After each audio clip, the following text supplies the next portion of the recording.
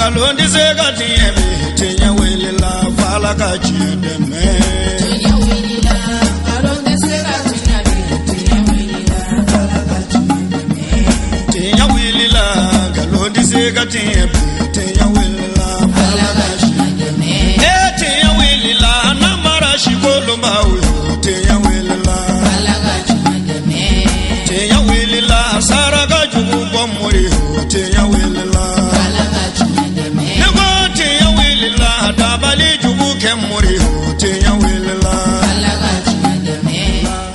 بسم الله الرحمن الرحيم والصلاة والسلام على سيدنا ومولانا وحبيب قلوبنا أبي القاسم محمد وعلى آل بيته الطيبين الطاهرين ومن والاهم بإحسان إلى يوم الدين. أما المشرف لا تيفي لجبو أموفو نسلمك فولين والسلام عليكم ورحمة الله تعالى وبركاته. الله تعالى بتشيرو من كتو قرآن كنو أكو تشوبينو منو يلايدو منتا الله تعالى يو لايدو نون دفا maubeno munu tara uda ukaburu kono wa maubeno munu meka makono like uma Allah taala ka laydu minta Allah taala uma o yelema ni che munu fora qur'ane kono amese kan ni misale usorobi anga nyene mayula kewa munu fana ani muso munu ye layduta ukra moyi ka layduta shirifuyi ka foko laydu min nulu ya ta shirifuyi ani ukra moyi kuti o laydu nguli anga chkorba alama hinela Muhammad Susu Haidara ale dun anaka kalandun ani akanubaw bese ka jate ni laydu tabaw fe kadaka kabni chaqorba ka nyina mayala wutu yen ziyara min boluda aye kabna ere ka nyina mayala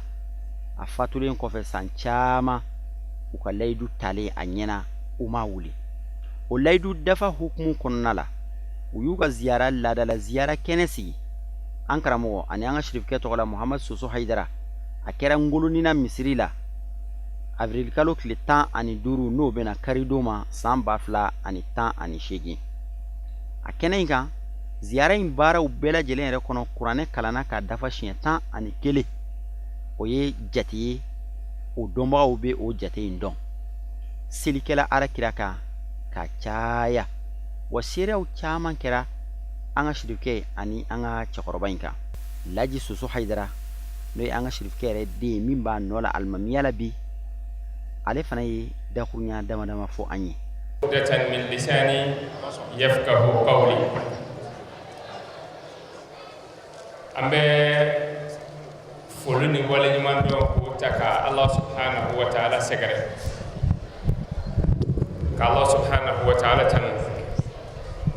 masami nale de bijrana antume ka bi makono amena ala ya latige lahidu minni awiyata ani chogorba che lahidu minayata ani chogorba che lahidu samosa abankono na make kala nem fara den ka mashiti lafiya kadaka afara nyana sisa aka nyana me laba o benani ni wakati de qur'an kala yi wakati de kala nim do sera wati mena wa asura chokoroba be do rasulullah ay anyi ni ga sigile ko shinin ta au ka qur'an kala nyewa ango a shinin do o ay do ke a kechi ko jumana ango qur'an kala yi amasiga buluda ako kada munka kala nun ko ebe do rasulullah oluku si ku be qur'an kala diskum be ka fly kelembe qur'an kala yoro la kelembe do rasulullah osmana ka gelen ko sebe oluka siga kenen sigi ka sorete ala ibe nyena me konona na ete kenen ka aka gelo ma ko sebe ako na lete du atikewa angu na be na te ni ala sona ma abeke ka atikewa adon Umar kulubali be no e kala non wanya mai an jabi da ma ngo ngabe ke o ango ame ala tanu anyo lahidu min di ama odon wallahi din fo kana se an bala jele ka don labama amma nyini samosa lahidu ngati me an b'a ɲini silamɛ bɛɛ lajɛlen fɛ bɛɛ k'an dɛmɛ a timɛni na o tuma na bi kuma foyi t'an fɛ k'a fɔ ni foli ni wale ɲuman dɔn tɛ foli ni wale ɲuman dɔn an b'o kɛ cɛkɔrɔba jɛɲɔgɔnw ye karamɔgɔ ani maa minnu jɛra dɔw fatura ale kɔfɛ u ma tana tiɲɛ fefewu dɔw bɛ ɲɛnamaya kɔnɔ bi olu ye dɔ fara cɛkɔrɔba kanu kan a fatulen ka dɔ fara cɛkɔrɔba ka denbaya minɛni kan ka tɛmɛ kɔrɔlen kan o tuma na o foli n'o waleɲuman dɔn an b'o lase olu ma n'o ye cɛkɔrɔba jɛɲɔgɔnw ye foli filanan kɛrɛnkɛrɛnnenya na an b'o lase sosolakaw ma n'i y'a mɛn soso hayidara sosolakaw de y'a kɛ soso hayidara ye o tuma na a kalanna olu de bolo a ka karamɔgɔ n'o ye Banwari Soso ye a mɔdenw bɛ kɛnɛ kan yan an bɛ foli tɛngu la ka waleɲuman dɔn a lase u ma o kɔfɛ foli ni waleɲuman dɔn an b'o ta ka ngoloninakaw sɛgɛrɛ ngolonina cɛ n'a muso denmisɛn ani maakɔrɔ u ye cɛkɔrɔba kanu ɲɛnamaya kɔnɔna na cɛkɔrɔba fatura fana u ye cɛkɔrɔba kanu a su sabu ka d'a kan kanu kelen minnu tun bɛ k'o ta ka cɛkɔrɔba sɛgɛrɛ u y'o kanu kelen fana ta ka denw sɛgɛrɛ u ye kanu kelen fana ta ka kalandenw sɛgɛrɛ o kumana k'a fɔ ngoloninakaw ye u ni ce u ka kanu Ala k'a to an kɔnɔ o kɔfɛ kalandenw bamananw b'a fɔ maa i bɛ fo i yɛrɛ ye baara la i ka yɛrɛ ye ci n'i y'a kɛ i k'an ka fɔ Ala o tuma na an bɛ foli lase kalandenw ma maaw ɲɛ bɛ bi de la arajaba dimanche laban maaw ɲɛ b'o de la nga arajaba dimanche laban a bɛ labɛn cogo di a tɛ labɛn tile kelen o a bɛ labɛn waati jan de kalanden minnu y'o kɛ an b'a ɲini Ala subhanahu wa ta'ala fɛ sara fitinin Ala k'a kɛ sijan ni kɛnɛya ni laban ɲuman ni sagosɔrɔ ye sara belebele an b'a ɲini Ala subhanahu wa ta'ala fɛ Ala k'o kɛ fi maq'adi sidikin inda malikin muqtadirin Ala k'a k'o ye n'o ye alijinɛ firidawusi ye Ala kɛrɛfɛ o tuma na foli ni waleɲuman dɔn an b'a lase cɛkɔrɔba kanubaa bɛɛ lajɛlen ma k'a lase maa kelen kelen bɛɛ lajɛlen ma min ye ko kɛ yaasa bi sigi in bɛ se ka latigɛ cogo min na k'a daminɛ farikolo la ka na hakili la ka na se musaka bɔli ma an bɛ foli ni waleɲuman dɔn k'a lase a bɛɛ lajɛlen ma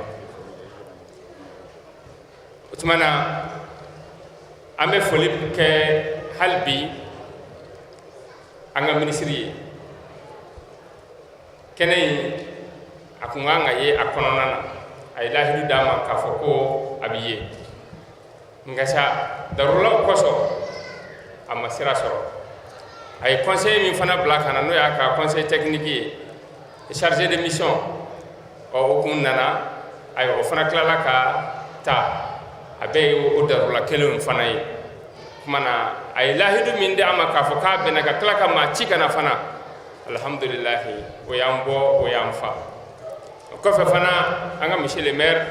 commune de maire sura a ye n wele k'a fɔ cikan sera a ma nka a bɛnna ni u ka ɲɔgɔnye dɔ ye a ka gɛlɛn ɲɔgɔnye in ka fɔ a kɔ a ye maa ci kana kɛnɛ kan ka tila ka donbolo k'a tigi ye fana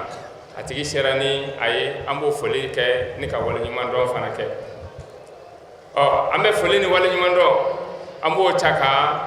an ka jatigiw sɛgɛrɛ n'o ye ɲaarew ani turew ye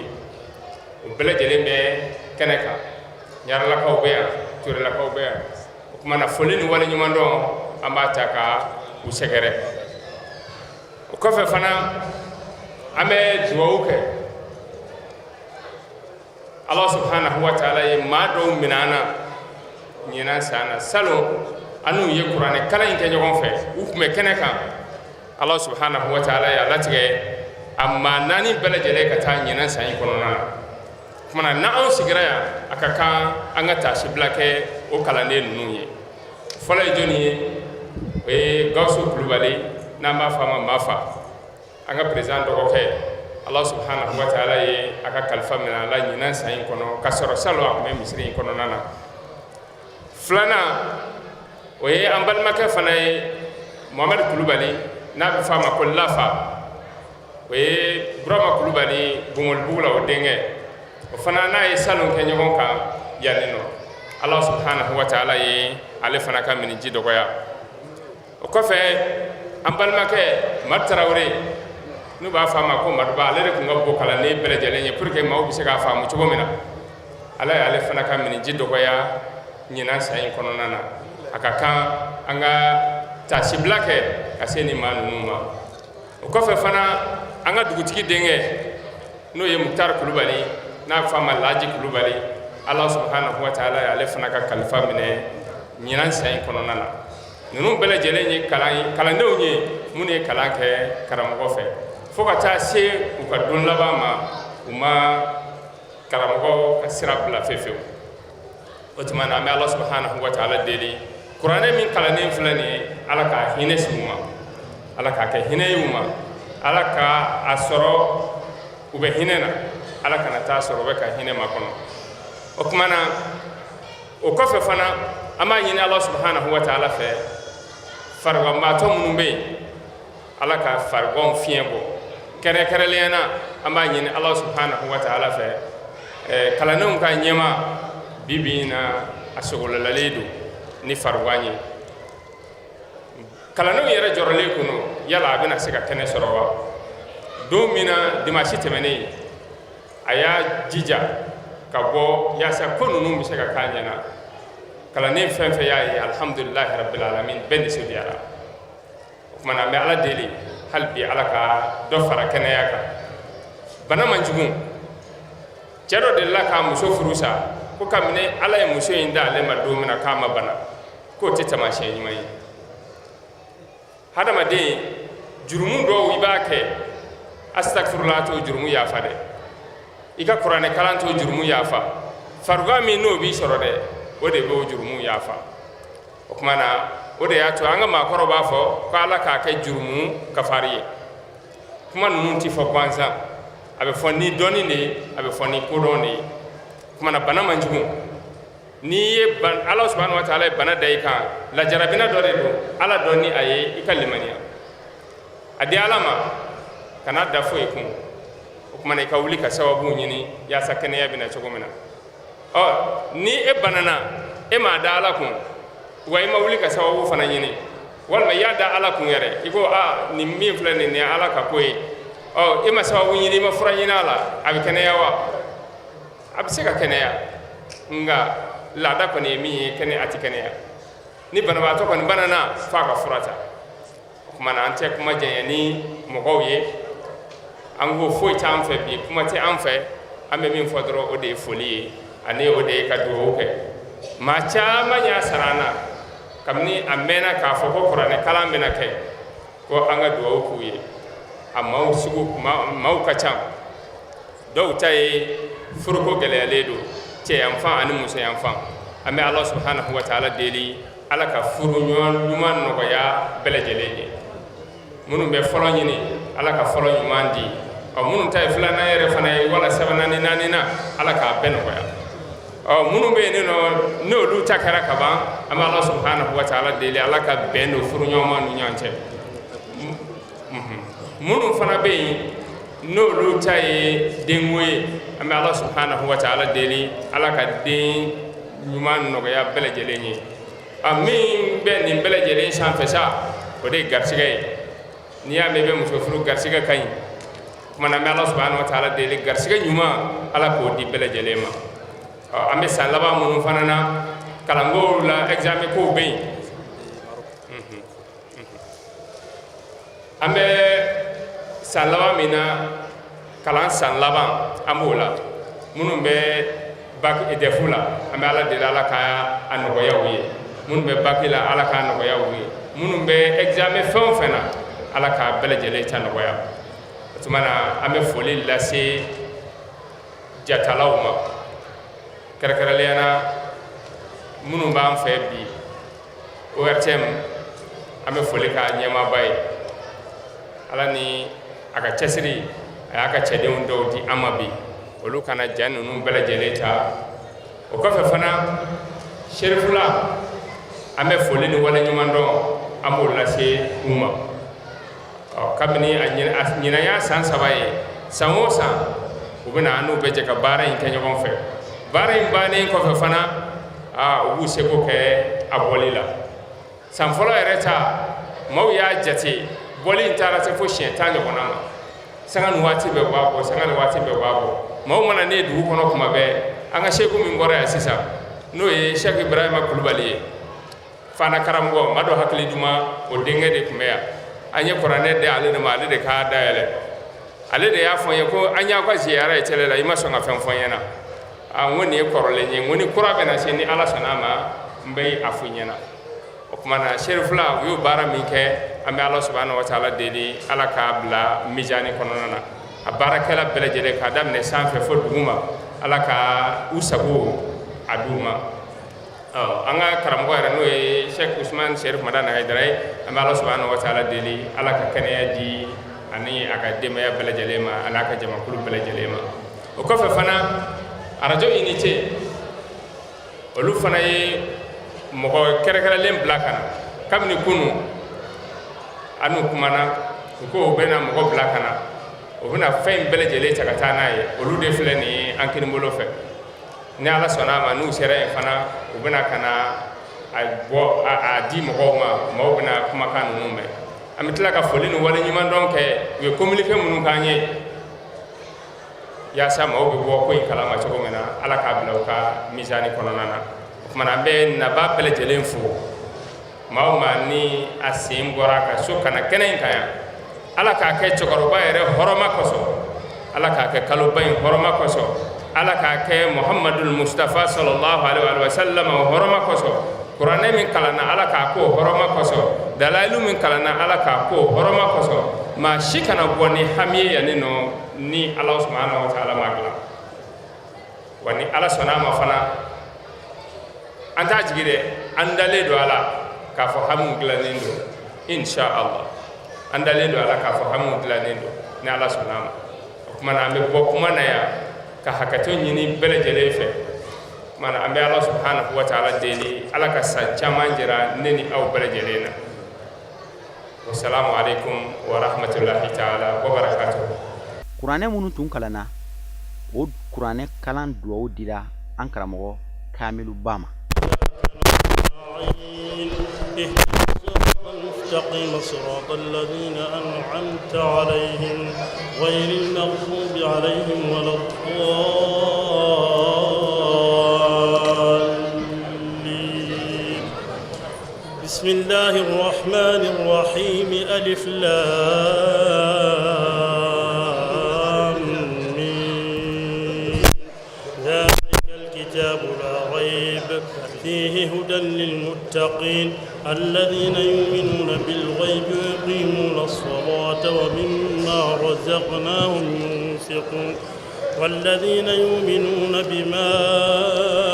أنزل إليك وما أنزل من قبلك وبالآخرة هم يوقنون أولئك على هدى من ربهم وأولئك هم المفلحون رب اجعلنا على هدى منك واجعلنا من المفلحين اللهم صل على سيدنا محمد الفاتح لما أغلق والخاتم لما سبق ناصر الحق بالحق والهادي إلى صراطك المستقيم وعلى آله حق قدره ومقداره العظيم بسم بسم الله الرحمن الرحيم. صدق الله مولانا العظيم وبلغ رسوله الكريم، ونحن على ما قال ربنا وخالقنا ورازقنا ومولانا من الشاهدين. اللهم ربنا تقبل منا ختم القرآن، وتجاوز عنا ما كان في تلاوته من السهو والنسيان أو تحريف كلمة عن موضعها أو تغيير حرف أو تقديم أو تأخير أو زيادة أو نقصان أو تأويل على غير ما أنزلته أو ريب أو شك أو تعجيل عند تلاوته أو كسل أو سرعة أو زيغ اللسان أو وقوف بغير وقف أو إدغام بغير مدغم أو إظهار بغير بيان أو مد أو تشديد أو همزة أو جزم أو إعراب بغير مكان، فاكتبه منا على التمام والكمال والمهذب من كل الإلحاد. فاغفر لنا يا ربنا يا سيدنا، لا تؤاخذنا يا مولانا، وارزقنا فضل من قرأه مؤديا حقه مع الأعضاء والقلب واللسان، وهب لنا به الخير والسعادة والبشارة والأمان، ولا تختمنا بالشر والشقاوة والضلالة والطغيان، ونبهنا قبل المنايا عن نوم الغفلة والكسلان، عمنا من عذاب القبر ومن سؤال منكر ونكير ومن أكل الديدان، وبيض وجوهنا يوم البعث وأعتق رقابنا من النيران، ويمن كتابنا ويسر حسابنا، وثقل ميزاننا بالحسنات، وثبت أقدامنا على الصراط، واسكننا في وسط الجنان، وارزقنا جوار سيدنا محمد عليه الصلاة والسلام، وأكرمنا بلقائك يا ديان. استجب دعاءنا بحق التوراة والإنجيل والزبور والفرقان، أعطنا جميع ما سألناك به في السر والإعلان، وزدنا من فضلك الواسع بجودك وكرمك يا رحيم، وكرمك يا رحيم يا رحمن، بجودك وكرمك يا رحيم يا رحمن. اللهم صل على سيدنا محمد صاحب الشريعة والقرآن برحمتك يا أرحم الراحمين. اللهم انفعنا وارفعنا بالقرآن العظيم، وبارك لنا بالآيات والذكر الحكيم، وتقبل منا إنك أنت السميع العليم، وتب علينا إنك أنت التواب الرحيم. اللهم زينا بزينة القرآن، وأكرمنا بكرامة القرآن، وألبسنا بخلعة القرآن، وعافنا من كل بلاء الدنيا وعذاب الآخرة بحرمة القرآن، وادخلنا الجنة مع القرآن، وادخلنا الجنة مع القرآن، وادخلنا الجنة وإياه مع القرآن، وارحم جميع أمة سيدنا محمد بحق القرآن. اللهم اجعل القرآن لنا في الدنيا قرينا، وفي القبر مونسا، وفي القيامة شفيعا، وعلى الصراط نورا، وإلى الجنة رفيقا، وبيننا وبين النار سترا وحجابا، وإلى الخيرات كلها دليلا وإماما بفضلك وجودك وكرمك يا أكرم الأكرمين. اللهم اهدنا بهداية القرآن، وعافنا بعناية القرآن، ونجنا من النيران بكرامة القرآن، وادخلنا الجنة بشفاعة القرآن، وادخلنا الجنة بشفاعة القرآن، وادخلنا الجنة وإياه بشفاعة القرآن، وارفع درجاتنا بفضيلة القرآن، وكفر عنا سيئاتنا بتلاوة القرآن يا ذا الفضل والإحسان.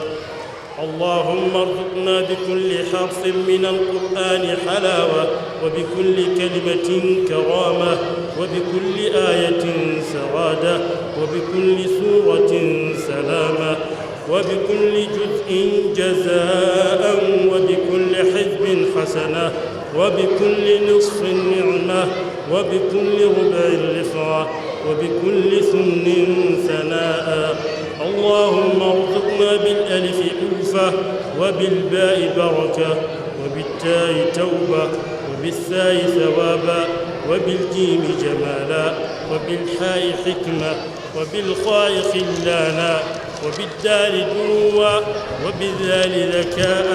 وبالراء رحمة وبالزاي زلفى وبالسين ثناء وبالشين شفاء وبالصاد صدقا وبالضاد ضياء وبالضاء طهارة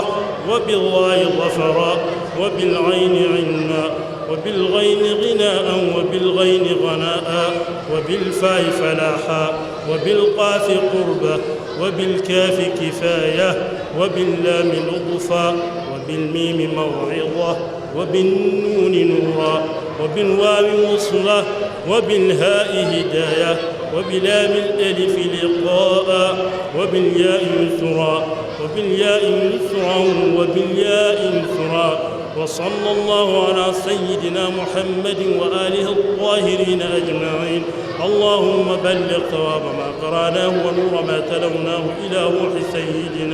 إلى روح سيدنا محمد عليه السلام وإلى أرواح أصحابه رضي الله عنهم أجمعين وإلى أرواح جميع الأنبياء والأولياء والمرسلين وإلى أرواح آبائنا وأمهاتنا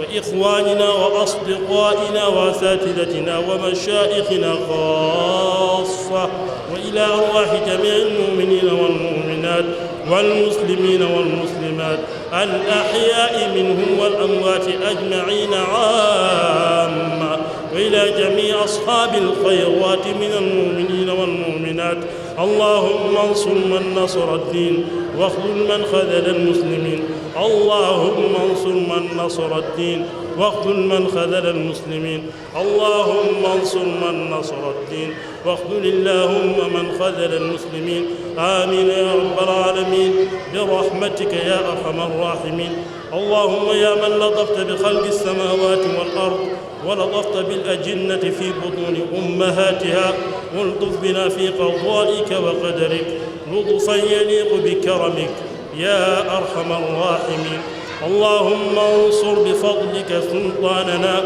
وأهلك الكفرة أعداءنا وآمنا في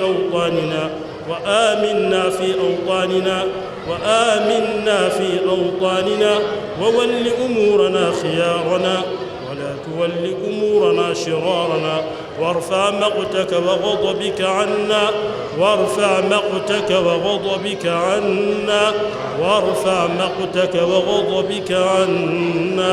ولا تسلط علينا بذنوبنا من لا يخافك ولا يرحمنا يا رب العالمين. حسبنا الله ونعم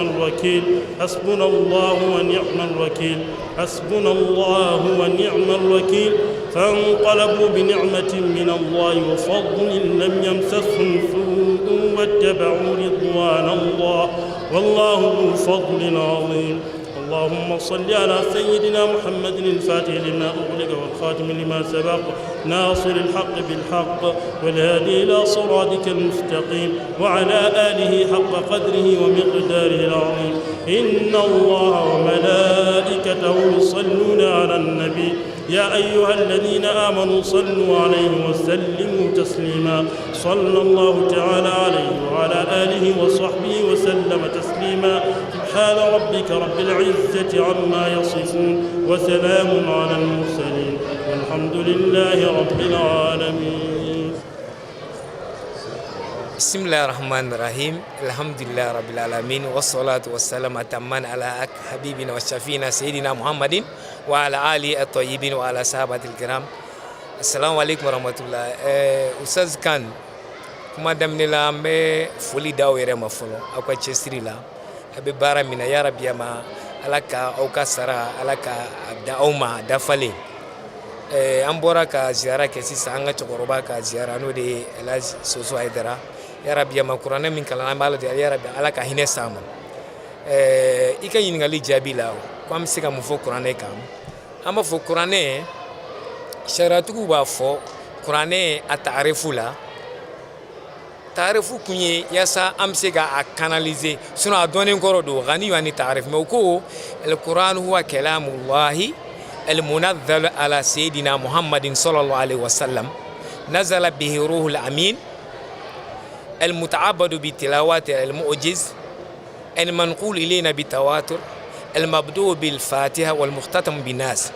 كو قرآن دي الله سبحانه وتعالى كما كان من جينا أن كنتي محمد كا كورو دي جينا ورا كتاب ورا وبي هولي جينا تشيلون ورا كا من جينا أن كنتي محمد كا جبريل دي جينا نا أكام ko kuranɛ ko ale batoli ale kalani ye bato de o kɔrɔ de ni bɛ kuranɛ boyida harfu den kelen baraji 10 ala kira sallallahu alaihi wasallam a y'o fɔ an ye a ko kuranɛ kalanbaga ko harfu kelen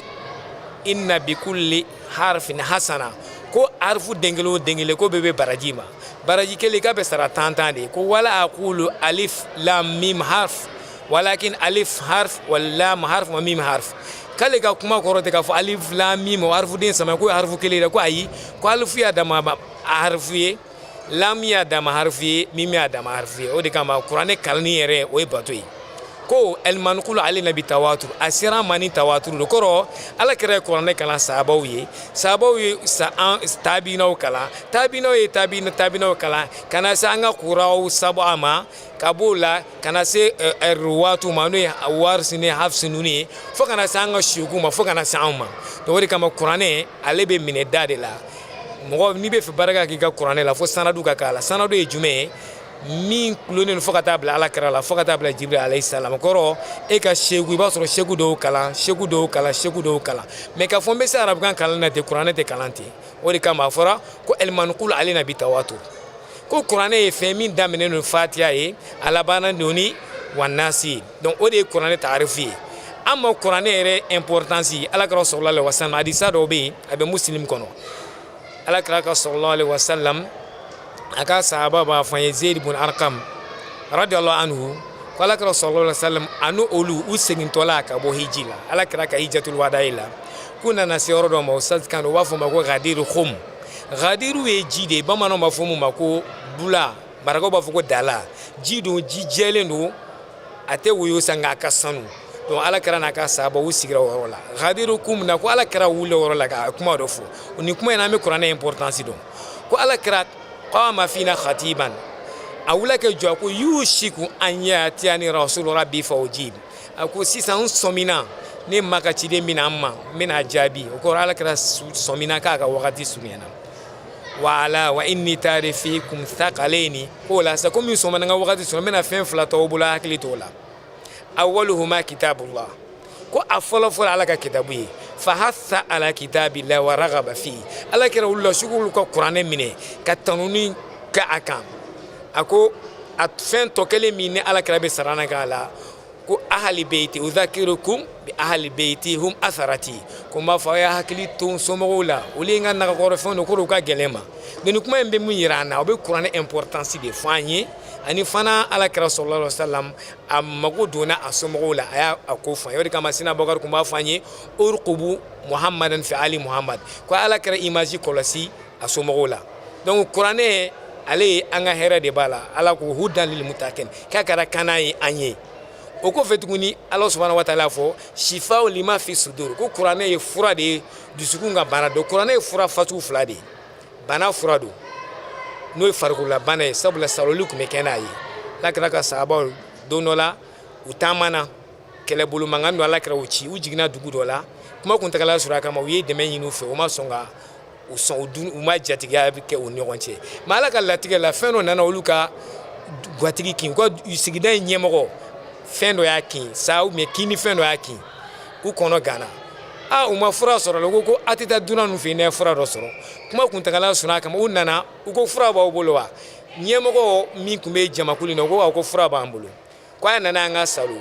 a y'a salo jogini kini da ye salo ni suratul fatiha ye fo baga jiginna donc u ko bɔn i b'an sara ko u b'u sara u ye sara jumɛn d'u ma u ye bagan kati atuminal ghanam bagan hakɛya dɔ d'u ma ko y'u ka saloli sara ye u y'a sara minɛ nga u tilala k'a fɔ ko est-ce que an bɛ se ka nin dun ala kɛra ma baara kɛ nin na ka saloli kɛ sara minɛ a la n'anw y'o kɛ est-ce que an bɛ se ka nin dun u sigasɛgɛra u nana ne u ma to olu nana ni alakira fɛ yen u nana ni alakira fɛ kira ko sallallahu alaihi wasallam ko awɔ ko a y'a tila ka ne nin yɔrɔ bɔ a la kɔrɔ ko a ka ne yɛrɛ nin yɔrɔ bɔ a la donc a kɔrɔ de a dunni bɛ daga a ye ne nin yɔrɔ bɔ a la donc u y'a tila u bɛɛ ye dɔ ta ka dɔ di kira yɛrɛ ma kira ka bonya la n bɛ fɛ ka min f'i ye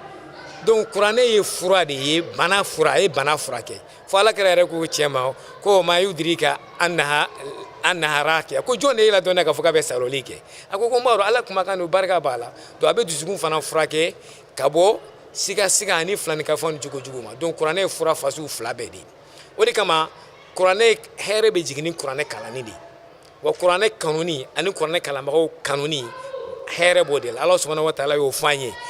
dhalika wa man yu'azzimu hurumatillah fa huwa khairu lahu inda rabbih ko ni mɔgɔ min ala ka lahɔrɔmafɛn bonya lahɔrɔmayɔrɔ ala ka lahɔrɔmakalo lahɔrɔmamɔgɔw ala ka lahɔrɔmafɛn ko n'i y'u bonya ko hɛrɛ bɛ yɛrɛ de kan koyi a b'i ka diɲɛnatigɛ nɔgɔya a b'i ka lahara nɔgɔya donc kuranɛ bonyani kuranɛ kalanbagaw bonyani ala ka lahɔrɔmafɛnw bonyani a hɛrɛ b'an yɛrɛ de kan wa ala kɛra subhanahu wa ta'ala b'a fɔ a kelen na ko mɔgɔ o mɔgɔ b'o kɛ k'o ye ala ɲɛsirabagaw de ye dhalika wa man yu'azzim sha'aira allahi fa innaha min taqwal qulub ko mɔgɔ o mɔgɔ bɛ ala ka lahɔrɔmafɛnw bonya ko ala ɲɛsira de b'i bila la ala mɔgɔ ka bon ala ɲɛsirabaga de bolo kuranɛ ka bon ala ɲɛsirabaga de bolo sinon mɔgɔ min n'a sɔrɔ o tɛ ala sira ala ɲɛ olu ye mun fɔ la kuranɛw fɔ qalu asatirul awwalin olu ko fɔlɔ mɔgɔ ziru de don ko ce sont des histoires donc kuranɛ barika bɛ jigin ni kuranɛ kalanni de ye ustaze donc barika bɛ kuranɛ de la kuranɛ kalanni barika b'a la diɲɛ ni lahara a hɛrɛ gulennen don a la ala subhanahu wa ta'ala a y'o de fɔ an ka hinɛ wa innahu latazkiratun lil muttaqin ko kuranɛ ye hakili jigin ni ala ɲɛsirabaga ye wa innahu lahasratun alal kafirin k'a bɛna kɛ bɔnɛ de ye kafiru kan wa innahu lahaqqul yakin wa an ka dɔn ko kuranɛ ye tiɲɛ ni danganiya bolo ma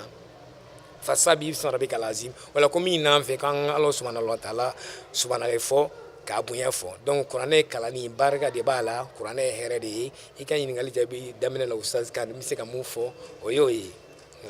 baara ninnu bɛɛ lajɛlen kuncɛlen Mohamed Mufa Haidara ni ale ye groupement des leaders spirituels musulmans du Mali cɛba dɔ ye groupement yɛrɛ min ka sigikun ye ziyarakow taaɲɛ ale y'a ka nisɔndiya yira an na ka dakuruɲa fila fɔ an ye ziyara in kan. Walaikum salam wa rahmatullahi wa barakatuh. An bɛ ziyara kɛnɛ kan. Awɔ. Ka ziyara Mohamed Mufa Haidara ka ziyara kɛnɛ kan. Awɔ. Aw ye groupement des leaders spirituels ma ye. Awɔ. Ziyara ye groupement ka ko koloma dɔ ye. Awɔ. Bon Usman kana an bɛ Ala tanu ka Ala barikada masa min tanu ka kan masa min barikada kan masa min sɔnna bi dimanche in na n'o ye Rajaba kalo dimanche laban ye ka Mohamed Soso Haidara ka ziyara kɛnɛ kan a denw n'a ka kalandenw farala ɲɔgɔn kan yɔrɔ yɛrɛ kɛnɛ kan o yɛrɛ san caman bɛ ziyara in sigi u ye kuranɛ kalan siɲɛ 11 ka dalilu caman kalan an bɛ Ala de deli ninnu ye fɛnw de ye a bɛ barika don an ka jamana la a bɛ barika don an ka duw la a bɛ barika don an ka kɔlɛw la i y'a fɔ cogo min na groupement leadership musulman tɔgɔ la n'o y'an ka président n'o ye Sheikh Usman Madana Haidara tɔgɔ la groupement sigira hakililaba minnu kan o ye ziyara ni mɔluko ni maɲumanko n'an ka dubɔw u bɛ se ka ɲɛnamaya cogo u bɛ se ka kunu cogo min na an faw na mɔkɛ nana tasira minnu ye k'u la ɲɛnamaya ziyara b'o la mɔludu b'o la makafisa mayo b'o la ni Soso Haidara tɛ yen bi a denw n'an ka kalandenw ka nin kɛnɛ ɲɛnamaya Ala tanu de don Ala barikada de don Soso Haidara fana a ye maa caman kalan a ye baara kɛ jamana kɔnɔ mais an ye fɛn min ye kɛnɛ kan ka tila ka denw fana i y'a ye bi Soso Haidara a ye golona misiri alimami ye tɛ kun don mais a denw kana k'i ka sɔrɔ a denw kana parce que denw kalanna de an bɛ min na an ka dubɔw fɛ u k'u jɛ ka kalan u fɔ bɛ sira minnu ta u ka faw nɔ minɛ an bɛ min fana ɲini faw tun bɛ kalan tasuma bolo kɔlɔn minnu tun b'an ka faw bolo a n'a mɔkɛw bolo n'o tun bɛ du kɔnɔ u k'u jija u k'u la ɲɛnamaya matarasa ka ɲi diinɛ faamuyacogo yɔrɔ ka ɲi mais an faw nana ni sira min fana ye u kana to kalan tasuma bolo in k'a faga du ninnu kɔnɔ an bɛ Ala de deli Ala ka barika don ziyara in na mɔgɔ ma nana kɛnɛ kan an bɛ Ala de deli u nana ni hami minnu ye Ala ka ko hami bɛɛ lajɛlen dilan kuranɛ min kalan kuranɛ hɔrɔma de bɛ kuranɛ la Ala ka kuranɛ hɔrɔma kosɔn dalilu barika kosɔn ani salatu minnu kɛra salatu barika kosɔn Ala ka n'u bɛɛ lajɛlen ka mɔgɔw ɲɛ ka barika don an yɛrɛ ka barika don groupement na Mohamed Soso a denkɛ fana o ye groupement surudini maa ye ijma fana maa don donc an bɛ diinɛ tɔn fɛn fɛn la a denw b'o o baara la an nɔfɛ olu ka kɛnɛ kan sirikɛ tɔgɔ la ka groupement maa ka y'o kɛnɛ kan o ye wajibi de ye an ma an bɛ Ala de deli Ala ka barika don an ka jɛ la sirikɛ an bɛ dugawu k'a ye a bɛ jɛ min na Ala ka barika don Ala ka barika don an yɛrɛ la kɛnɛ sallallahu alaihi wasallam kumakan laban an bɛ Ala de tanu dɔrɔn Usmani ka sirifila yɛrɛ fo mais an bɛ min gɛlɛya maaw k'a dɔn jɔrɔna b'an na bi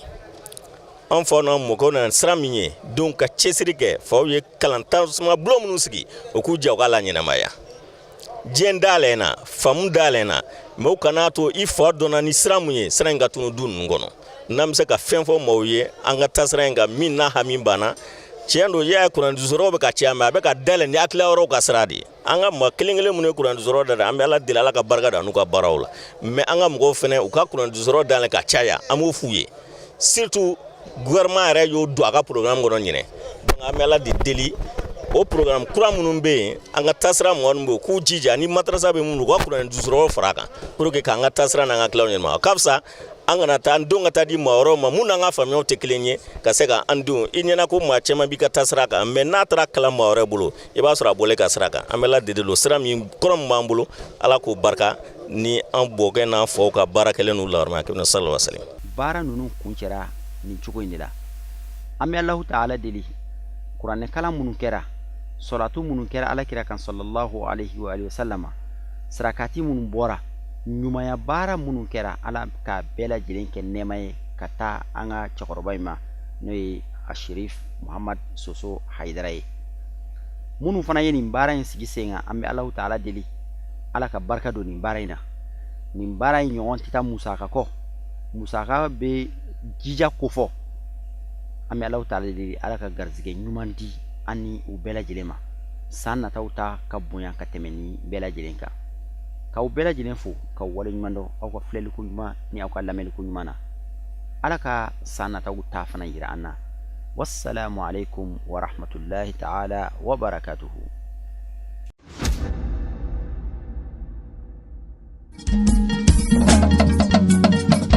Tinya wilila hangalondi sega tinyebe tinya wilila fala ka chideme